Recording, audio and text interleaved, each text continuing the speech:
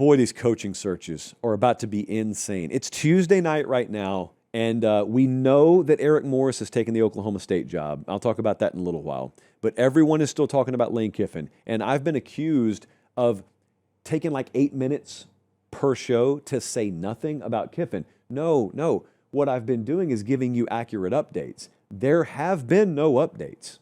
There have been rumors on message boards when I've been telling you, hey, nothing's decided yet. I could just sit here and say, hey, he's going to LSU. Oh, I'm predicting him to go to Florida. Well, I don't really care where I predict him to go. I mean, I've got pretty good guided intel or good knowledge, good firsthand knowledge of the situation. It's just been undecided. Now, I am ready to tell you tonight, on Tuesday, November 25th, if I had to guess where he's going to end up, I think he's the next head coach at LSU. That's my guess. I don't know that that's nailed down. I am just telling you, I have worked with people like Lane. I know where Lane's head has been, at least as much as any outsider can know where Lane's head has been. It is not decided until he looks Jimmy Sexton in the eye and says, sign it, do it, pull the trigger. Until then, it doesn't matter who's looked at real estate, who has tentatively purchased real estate, which plane's gone where. That dude could call LSU tonight and say, I'm coming, and change his mind tomorrow morning. That's the nature of this. It has been. I believe LSU's in the best position. I do believe that. I don't think anything's fully decided. I don't think anyone's fully out of this. That includes Ole Miss, even though a lot of people would tell you they are out of it. I don't believe that until it's over. But what's got my interest here is not so much Lane. Everyone's paying attention to him. What happens to the schools that don't have his services? If he stays at Ole Miss, it's especially crazy because that means the Florida and LSU jobs remain open. But let's say it goes the most likely scenario. Let's say he goes to LSU. The Florida job is still open. Where do they turn? I do think they've tried to get their ducks in a row. I think John Summerall's still in the mix for that job. Eli Drinkwitz's name has been mentioned, but the fan base seems to be pushing back on that a lot. I've seen Jed Fish's name thrown around. You know, Jed would love that job, man. And he has gotten hot as of late. And I want you to picture this world, okay? You got to forward think on this. Picture a world where Lane, after the Egg Bowl, decides he's either going to LSU or he's going to stay at Ole Miss, and Jed Fish upsets Oregon. This is in no way how coaching searches should operate, but they do operate this way. Picture that late wave of momentum that Jed Fish has. And here's what you do. If you're Scott Strickland, you pull the A&M move. But it's not the way A&M did it, but you still pull the A&M move. You float a name. Maybe it's Drink. And by the way, I think Eli Drinkwitz would do great at either one of these places. People are so backwards with the way they judge that guy. But if the fan base doesn't want him, the fan base doesn't want him. So you float the name that you know people will revolt against, kind of like Mark Stoops' name got floated at A&M. Only they were about to hire Mark Stoops. And the Billy Lucci crew out there ended up tearing that down. Then they got Mike Elko, who I'm told is doing all right. You float the name the folks wouldn't want, and then you circle back around, you go hire Jed Fish. Because what you don't want is if you hire Jed Fish, I'm just saying if you hire Jed Fish in this scenario, what you don't want is people saying, we didn't get Kiffin, we got Jed Fish. What you want them saying is, we got Jed Fish instead of Eli Drinkwitz, if they prefer him over Eli. That's how you operate that. That's how I think that would go down. Still a lot of stones unturned. Eric Morris did sign with Oklahoma State today. So Eric Morris was the North Texas head coach. And I thought he was going to Arkansas, guys. And I think he had an offer from Arkansas. This is just what I've heard.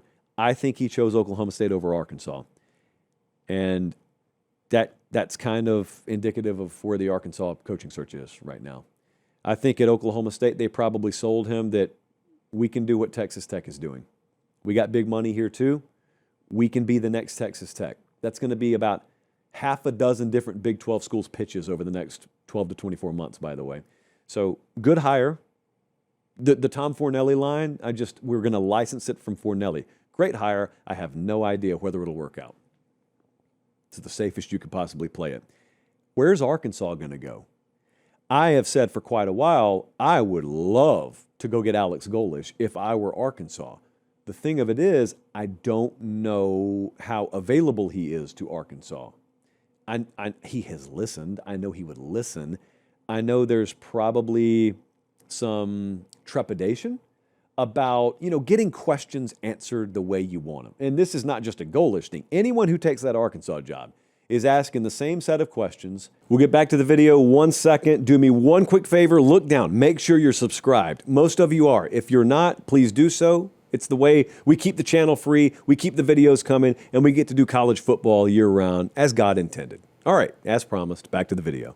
And I know Hunter Yurachek's taking a lot of heat up there. Maybe rightfully so, but if you don't get those questions answered perfectly, you don't take the Arkansas job, because you're already behind the 8 ball if you take the Arkansas job. Because they're going to pay you a ton of money, which means they're going to have outsized expectations there relative to what you're probably capable of in the SEC. Now, I got a lot of respect for that program, but until further notice, that's the state of affairs. So it's got to be a perfect situation, or else you don't land the plane at Arkansas. I don't know where they're going to go. Kane Womack, I think, is a candidate for that job. And the other thing I wonder, and I haven't heard anything on this, you know what, never mind.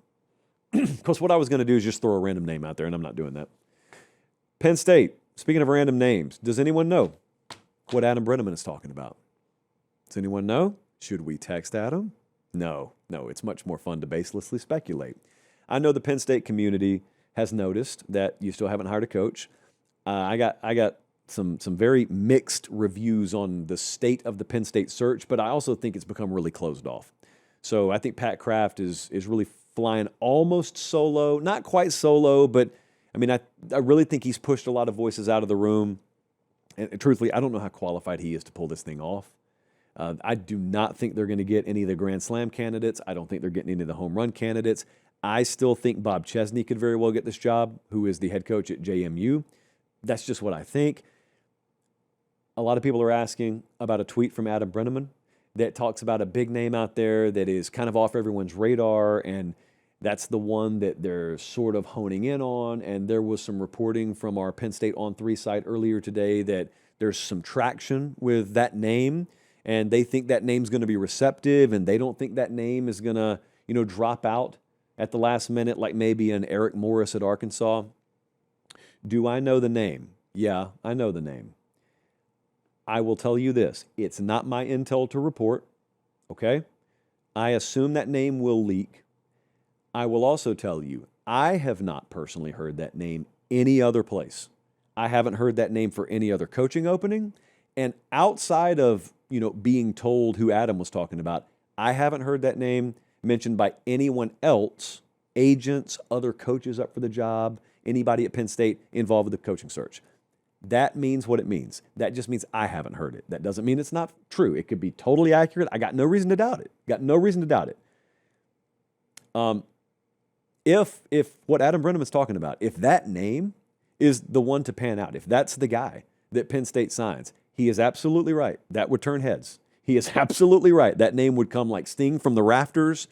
I would give you 15 guesses, and I don't think even people who have been following this coaching search, I really don't think that name would come up in the top 15. Now, I will be called irresponsible for doing this and not sharing a name. It's not my intel to share. I just happen to know who he's talking about. It would be interesting. Personally, I don't think it's a fit. And I will absolutely tell you, if the dude who gets hired is the one he was talking about, I will absolutely tell you. I assume he will, though. I don't have to worry about me doing that. I assume he will. At Auburn, I am still going to stand by my guns here.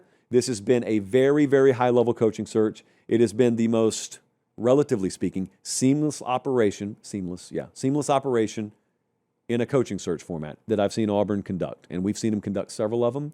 I'd still bet my money on John Summerall there. I don't think that's a done deal. It's not done deal until he's at the press conference because John's in pretty high demand. So Auburn's got their ducks in a row. This is not a wobbly search. If they don't land their guy, it's just because their guy wanted to go somewhere else more. So it's not going to be because they fumbled the bag at the 11th hour, I don't think. I think DJ Durkin still has a really good shot to get this job. Obviously, win the Iron Bowl, and that really gets turned up. A long timeline does funny things. So if the Auburn job came open today, if they fired Hugh Freeze today, we would have a week. And the coaching search would just go like 1 or 2 days, and there'd be a big list of names. Then it would narrow down. Then there would be a guy that was the front runner over the weekend. And then there would be a report they're finalizing terms, and then you got him. And you didn't even have time to speculate. But because they fired Hugh Freeze so long ago, you've had multiple weeks to speculate. So it gets old just saying the same thing. So let's say one guy has really been the guy the whole time. Let's say it's Clark Lee. Clark Lee's been involved in the Auburn coaching search. Let's say Clark was the guy the whole time. It gets boring just continuing to say, it's going to be Clark. It's Clark's job. So you just, out of boredom, you start inserting new names or you start manufacturing drama. And I really think sometimes that's the way this works. And I really think the Auburn coaching search has been pretty buttoned up. And the lack of drama almost has some of my Auburn constituency concerned. No, the opposite of that should have you concerned.